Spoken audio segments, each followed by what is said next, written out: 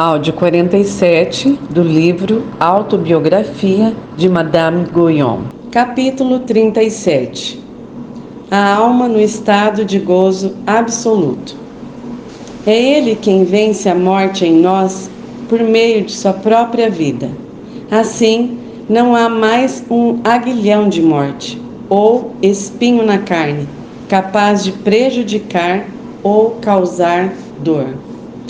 Minha alma estava em um estado de completa resignação e muito satisfeita em meio a tempestades tão violentas.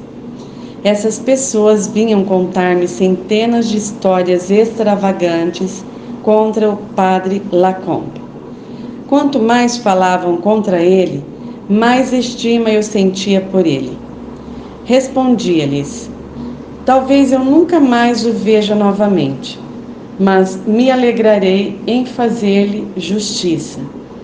Não é ele quem me impede de comprometer-me em Gex. É simplesmente porque sei que esta não é minha vocação.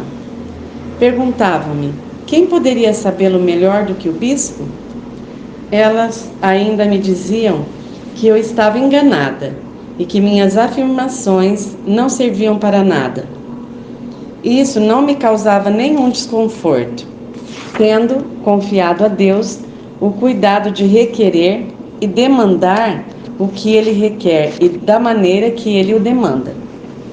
Uma alma neste estado não busca nada para si mesma, mas tudo para Deus. Alguns poderiam dizer: o que faz então esta alma? Ela se deixa ser dirigida pelas providências e criaturas de Deus. Exteriormente, sua vida parece bastante comum. Interiormente, ela se resigna totalmente à vontade divina. Quanto mais as coisas parecem adversas e até desesperadas, maior é sua calma. Apesar da moléstia e dor dos sentidos e das criaturas, que durante algum tempo após a nova vida levantam algumas nuvens e obstruções, como já anunciei. Porém, quando a alma passa inteiramente para seu ser original, todas estas coisas nunca mais causam nenhuma separação ou divisão.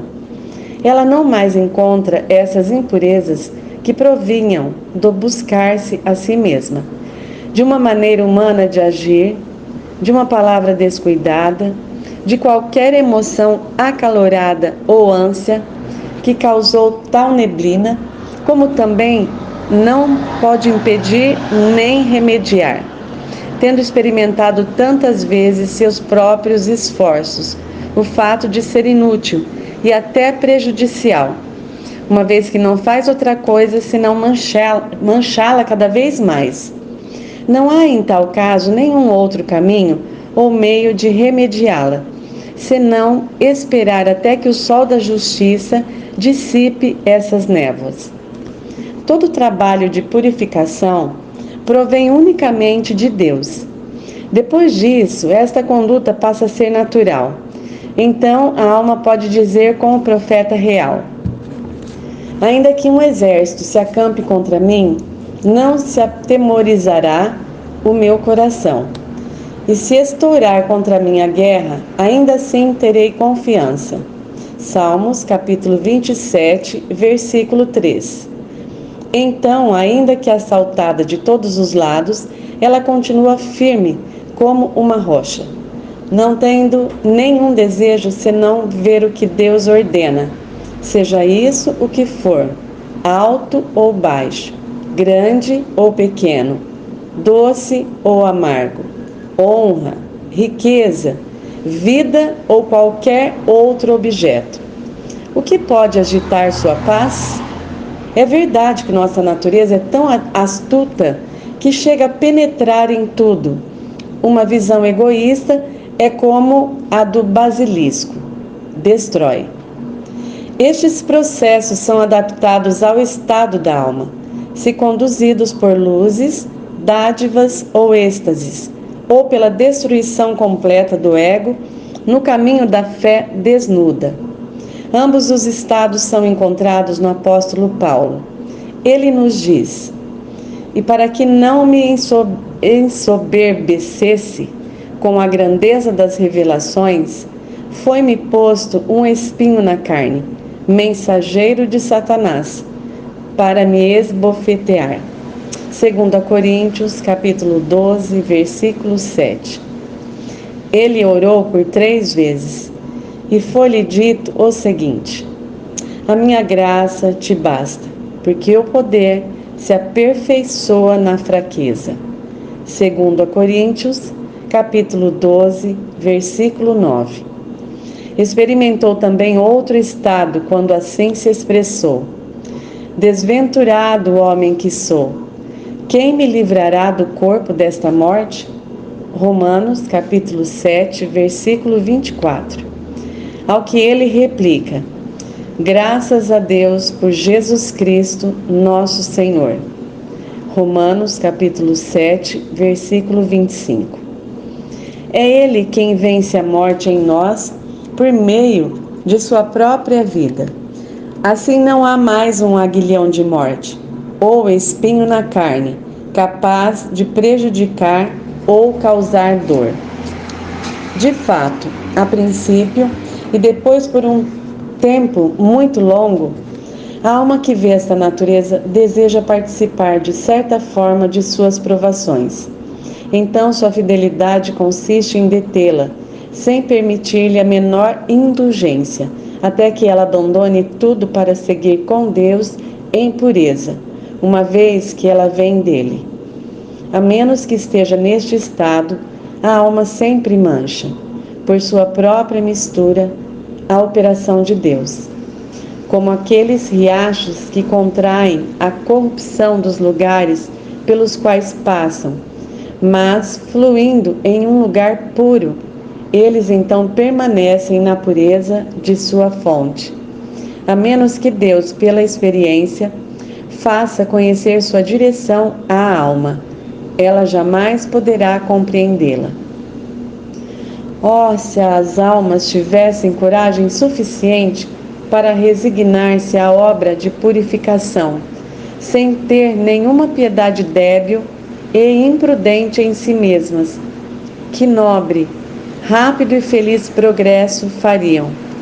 Entretanto, poucas estão dispostas a deixar a terra. Se avançam alguns passos, assim que o mar se embravece, elas são abatidas, lançam a âncora e muitas vezes desistem de continuar a viagem. Tais desordens dão chance ao interesse egoísta e ao amor próprio. Isso não é consequência de olhar demasiadamente para o próprio estado de alguém. Perder a coragem, dar-se ao luxo de alimentar o amor próprio, que está tão profundamente arraigado, para que seu império não seja facilmente demolido. Muitas vezes a ideia que um homem falsamente concebe da grandeza de seu avanço na experiência divina faz com que ele queira ser visto e conhecido pelos homens e queira ver a mesma perfeição nos outros. Ele concebe ideias muito inferiores com relação aos outros e extremamente elevadas com relação ao seu próprio estado. Então, passa a ser uma dor para ele conversar com pessoas extremamente humanas, enquanto uma alma verdadeiramente humilhada e resignada preferiria conversar com o pior, pela ordem da providência, a conversar com o melhor, segundo sua própria escolha. Só querendo ver ou falar com qualquer um, segundo a orientação da providência, conhecendo bem que todas as coisas juntas, longe de ajudar-lhe, só lhe causam mal, ou pelo menos se mostram ser muito estéreis para ela. O que então proporciona a esta alma este estado de gozo absoluto? Ela não sabe, nem deseja saber nada, senão aquilo para o qual Deus a chama. Nisto ela desfruta do gozo divino, segundo uma maneira vasta, imensa e independente de eventos exteriores.